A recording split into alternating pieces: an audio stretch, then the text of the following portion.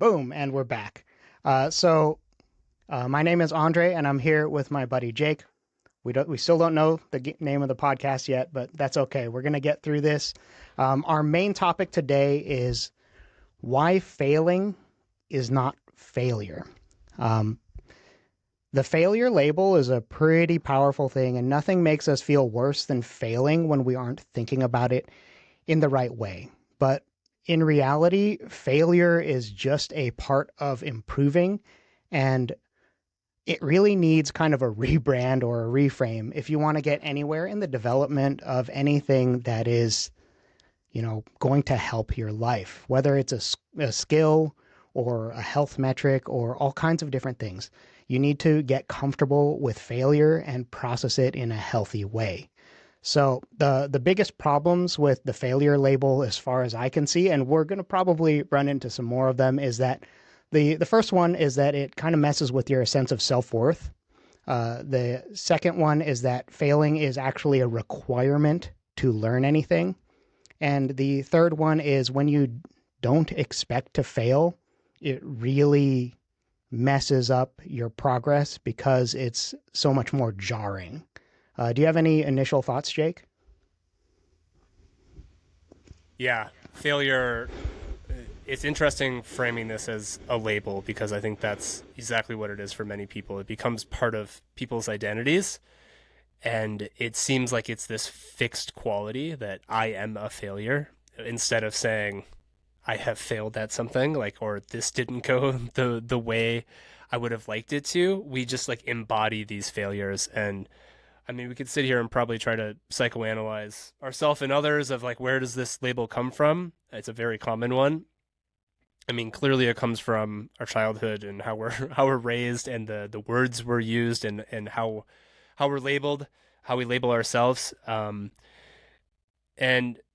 it's it's an extremely powerful one. If you see yourself as a failure, it's a self-fulfilling prophecy. Then you will see failure everywhere you go. If you see yourself as somebody who is adaptable and can thrive in tough situations, failure or not failure, that you can learn from your failures, you're really sending yourself off in a good direction. Yeah, I can't think of anything that is more self limiting than labeling yourself as a failure. And something that would limit others is calling them a failure. We need to avoid that label in general and reframe the whole failing thing, right? Um, so something that I want to do is talk about how we can fight back against the failure label and like end the podcast episode with like some like practical reframes that we can use in order to kind of start the process of reframing, because we think about failing and being a failure as very binary things, and you kind of understand why it seems so binary. It's because it's easier to think about things in binary ways. Like that's a big part of how our brain chemistry initially developed. Like, oh, that's a predator, that's bad, or that's, a plant that we can eat, that's good. We're just, we're very, we, black and white, much easier, right? But in modern living, there is so much more gray. There's a lot more complexity to life than simply finding and gathering food and picking like a mate to form a very kind of like transactional, like survival kind of goal. And now we have so many more kinds of goals that we want to accomplish, and we're trying to deal with a completely different set of circumstances, and we kind of need to upgrade our software in order to navigate the current set of circumstances that most of us are facing. Yeah, it does go back to that. I mean, in most things, if you, it's a very useful angle is evolutionary psychology to look at any sort of thing going on in our life. It's not always the whole picture, but it definitely in this case I think plays a huge role because the cost of failure is can be very severe. Like if you fail in the wrong situations, you could die, right? Like so and it's safer to assume that the failure is really bad, because if we overestimate that the danger is there, we're likely to respond and to account for it, and that will essentially preserve us in reality for longer to give us more chances to acquire resources and mates and like whatever else humans do.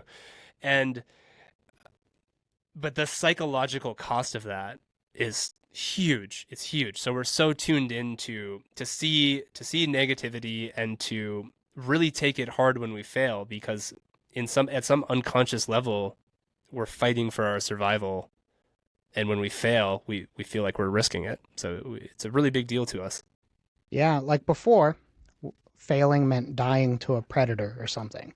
And now the closest thing we have to that is when we fail, we have our identity at stake. And that's pretty much the modern slant is okay, I have so many things that are a part of my identity. How do I keep feeding these parts of my identity so that everybody knows how to categorize me? Honestly, that's really what it comes down to is like the old, like, I need to be useful to the tribe. I need to be viewed as valuable to the tribe. And now the tribe is global, I guess, because we're on the internet now. Everybody's on the internet. They see all of these different people that look so much more valuable, and it's very easy to compare yourself to somebody's snapshot and feel like a failure.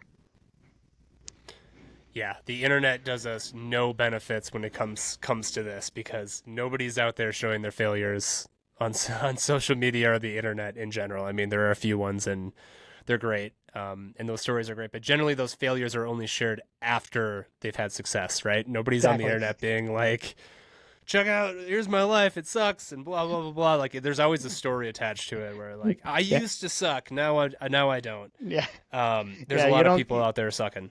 Yeah. You don't get a whole lot of like fat dudes resting like Cheetos on their belly, like Cheeto dust all over their face. Not unless that is right next to them, like super jacked at the gym.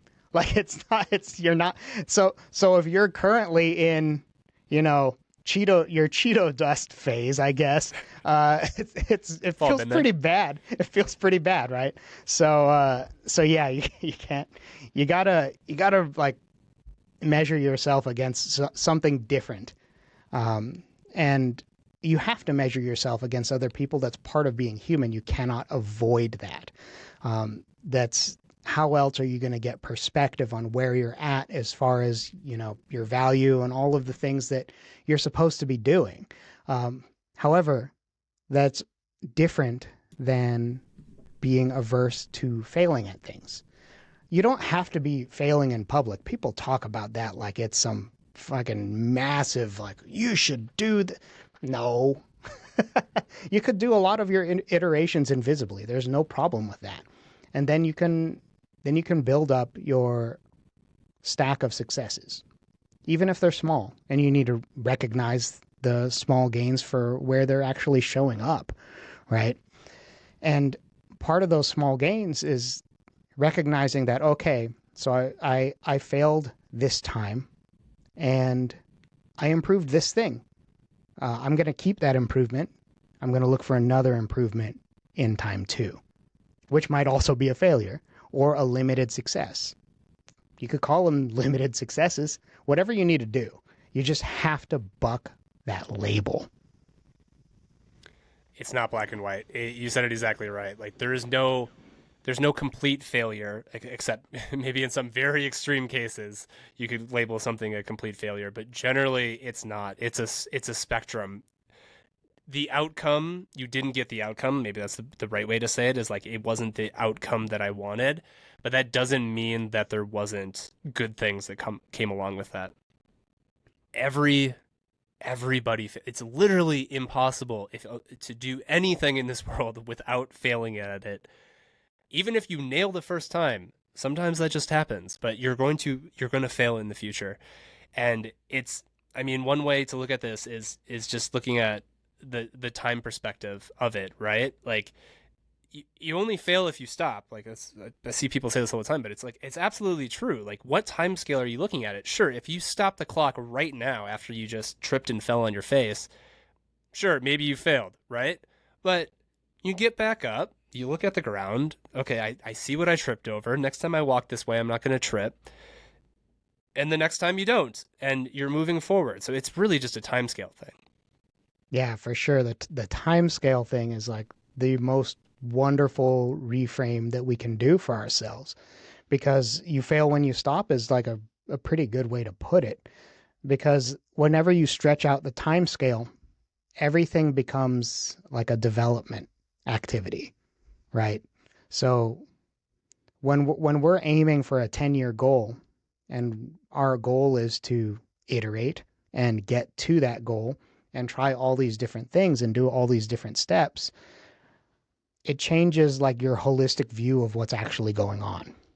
Like if your goal is, I'm going to try and do, because since we're on a podcast, I'm going to say podcast episodes. If you want to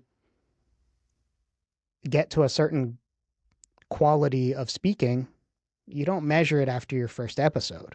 You don't measure it after your third episode. You measure it after 50 episodes, 100 episodes. You know, especially with all of these complicated skills like speaking, complicated skills like writing or developing relationships, or like even like if you're in the physical domain, like it takes a lot of hours on the mat to become good at something like jujitsu. And you have to change your frame, and changing your frame is just so big when you think of in different time scales. Like you zoom in, you zoom in or you zoom out, and it really helps you find the right perspective that allows you to avoid negatively labeling either yourself or what you've done. Yeah. Yeah, absolutely. And it comes back to that label too. If you label yourself as a failure and you expect failure, you're probably going to fail. There's really no way around it. It's literally just a mind game. It's all a perspective and a mindset thing when it comes to this. We've talked about this before. It goes back to growth mindset, and your outlook on the world. It's a terrible thing to label yourself as a failure, and I think it's just not a thing. Like nobody is a failure. It doesn't exist. Like it's not a real concept. It's something that we just the world would be better without that label. I'll just say that. Yeah, 100%. Like the labeling systems are just they're easier, but they're not helpful. Not really. You can positive label yourself, but that comes with downsides too. Could be that your fall is that much more painful if you have any temporary setback. So we have to be really careful with the label thing. So let's talk about some like specifics as far as how we can, give something tangible to fight back against the failure label. One is never attacking your self-worth to external metrics. I like thinking about things in terms of momentum, especially when it's anything that's large and complicated, like developing a very strong core skill or a strong core habit. You need to be looking at trajectory, like momentum. How many small successes am I doing, and am I staying committed to it? Like some of the core things I'm talking about, like a core habit of health and exercise, a core habit of reasonable diet, a core habit of some kind of soft skill like communication. Like these are things that take a very long time to develop, and it's just not realistic to think in terms of, okay, I failed at talking to this person, or that was really awkward. I'm going to think about that for several weeks now. You try to let that go, right? We're trying to get better at something that's very complicated. That for a lot of us, that has stopped being like a focus. Like we aren't taught how to effectively communicate as children anymore.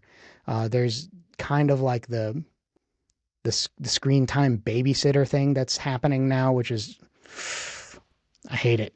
I hate it.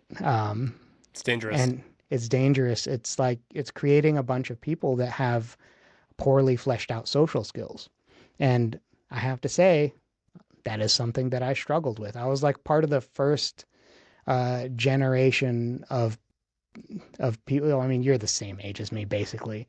But like I grew up with a father that did the computer business. Like he was buying and selling and building computers from 286s on to the Pentium 1s and Pentium 2s.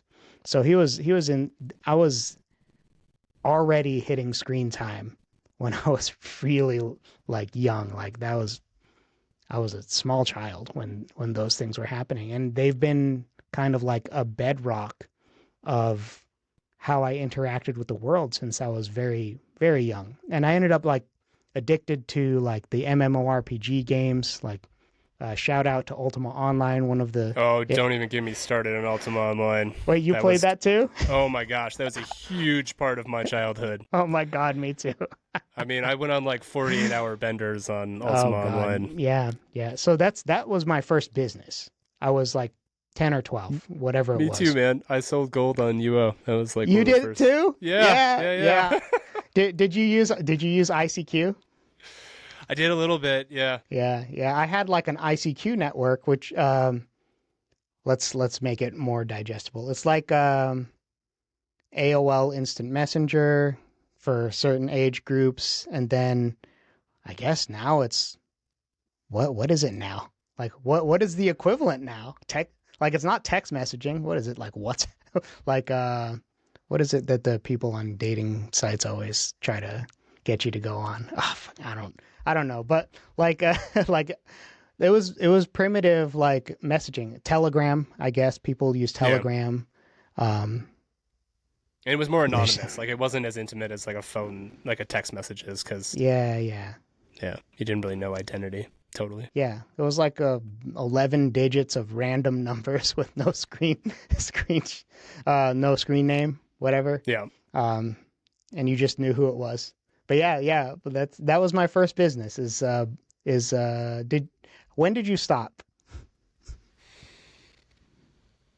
Pretty late. I was in high school, probably 2023, maybe 2022, 20 or sorry. I'm I was 20 like, I years was off. like, buddy, I'm that's 20 years off. 2000 so you haven't stopped, 2002. basically. I'm still Yeah, I just playing, lost 2 guys. decades. Yeah. Yeah, Yeah, 2002, 2003, I think would have been about the time I stopped.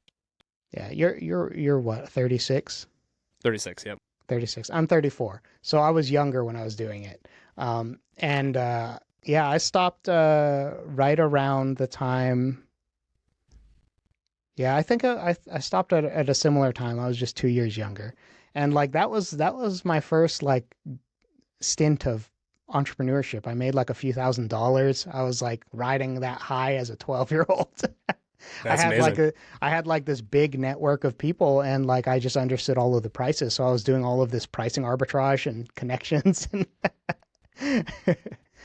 yeah. Video games But aren't all bad. There's some benefits to it. You can learn some yeah, skills, yeah. but it does.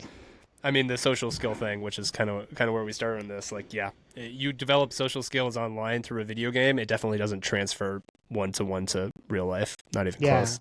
It did teach me that internet dollars are real, and that was major. It taught me the importance of networking. Um, but it also made it so that it was painful to try to talk to people in real life. It was very difficult. Like I didn't get the balance. I was allowed to just go nuts on it. and I was, and there were definitely downsides to the social skills. God, it was hard for me to talk to girls until I was in middle school, like late middle school. Like I was like, you're a real person. What do I do? So I've been playing catch up on the verbal skills thing basically since doing that deep dive into that game. Yeah. Yeah, those social skills, they They go a long way, and it's something that you're going to fail at. If you, I mean, you have to. That's how you learn. I mean, that's why kids are so awkward. Like we both have kids, and I think some of the best, the most joyful moments of my life are watching like kids converse on the playground or whatever it is, because it's so Yeah. awkward and they have no idea what they're doing, but like they're learning, like they're growing and learning, and they're also failing at it as they're doing it. It's part of the process. Yeah, yeah, I love it. That is very enjoyable to me watching the kids interacting. You're just like, oh my God. But it's even funnier like when you're like watching the parents try to interact and they fumble it too, and you're just like, Been holy there. crap. Like this is great. Like I'm just like leaning against the fence. I'm like, wow, that was pretty bad, dude. Like, yeah, Oh, yeah, it's super funny, and like that those communication and social skills, those that's probably one of I would say that is the most complicated thing that we do as humans is building up the communication and the social skills. And with the digital environment changing things and the fact that everybody is unwilling to fail, especially in something that requires other people to be a willing participant, it's super uncomfortable. It's really uncomfortable until you go out there and you start doing it. And you have to. And you have to be comfortable with those consequences because if you don't conquer it, you're going to have a very limited set of things that you can become good at. yeah, and in some cases, like people I think are really smart are going to think about failure, and they're going to do some math in their head and say, well, it's just not worth it, or whatever it may be. And there's some things that are just worth failing at. It like and we're talking about communication. I think just because it's so core, and there's probably a handful of other things that are super core that are worth failing at and learning. But it doesn't matter if you're going to be the best communicator. Like you're not going to be a professional speaker. It doesn't matter. Any improvement there is going to pay huge dividends, and it's going to require failure. It's just worth doing. Yeah, for sure. Go out there and talk to people.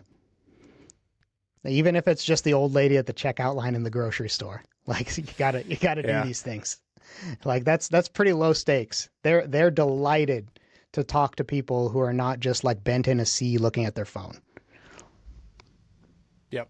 Yeah. It's a fun. Yeah. And pick. Yeah. It doesn't have to be a pretty girl or something that you're going to talk to. You don't have to like make it Yeah. extra hard. Like it literally can just be Yeah, just talk standing to in the people. grocery store. Just Yeah. talk to somebody. Yeah. People love it. People want to be talked to. Nobody's Yeah. gonna judge you for it. Yep. Yeah, unless you talk to a pretty girl and they think they're getting hit on. Like They that will can happen. immediately judge you on it. Yeah, Yes. they will. Yes. Yes. So keep it low stakes. And it's definitely possible to talk to those people and have it be very clear that you're not looking for anything. But that's a soft skill. You need to take a little bit of time to develop that a little further into the future. I'm just kind of assuming that people who are tuning into this are kind of in their 20s. Yeah. But yeah, so that's those are some of the ways that we can fight back against the failure label, right? We accept failure as a part of learning. We look at trajectory and we play with the time perspective, right? So let's think about some like practical verbal reframes so that we can make sure that we kind of avoid tacking more things into the failed and failure kind of buckets. Let's keep things out of the self-worth train or whatever it is, right? So I like saying that failed. That failed. The event failed. The iteration failed. Not I failed. That's a big one. And that's something that I actually use that one with my kid. Like that failed or that didn't go well, right? What am I going to do next Yeah. time? Yeah. That's one immediately when you said that. It's the same thing with my kids. And we don't have to talk about kids books, but there's this kids book that I really love. Um, there's a series, and there's one that is it's I think it's Rosie Revere Engineer. She's like this young girl. I don't know if you come across this one. There's a whole series of great books, but she's an engineer and she gets down on herself for failure first thing, and then she has this. There's this other character who comes in and tries to explain like not, and she calls it. So she tries to invent something. She's an engineer, and then it crashes, and they frame it as the great flop. Like, this is great. This is the big failure. This is where everything begins. It's the great flop. And I say that with my kids all the time when because we read that book and something happens. I'm like, that's the great flop. Like, that's the best part, is the big messy failure.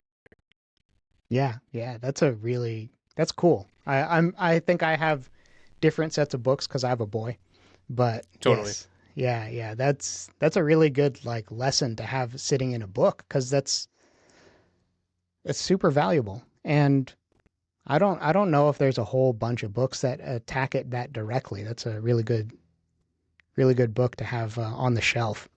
You can learn some things from kids' books. That's one of the fun thing about having kids too. Is you realize you're like, oh yeah, this is a good book. There's some Yeah, garbage ones too, but there's some good ones. yep, yep, for sure. Yep. So that failed. That was a failure. Next time I'll do XYZ. That didn't work.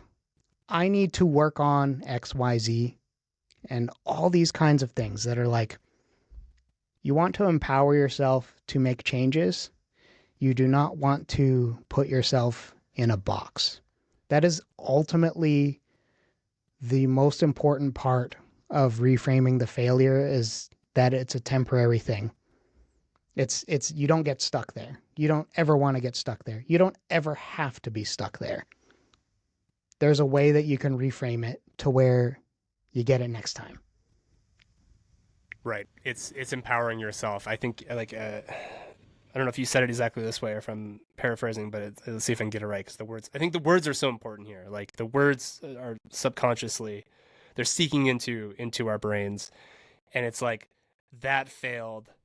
I can work on X. Right? Like, that failed. It wasn't me, but I also recognize how I can improve this. It's not me that failed. The thing failed, but I am adaptable. I can grow. I can do X, Y, Z.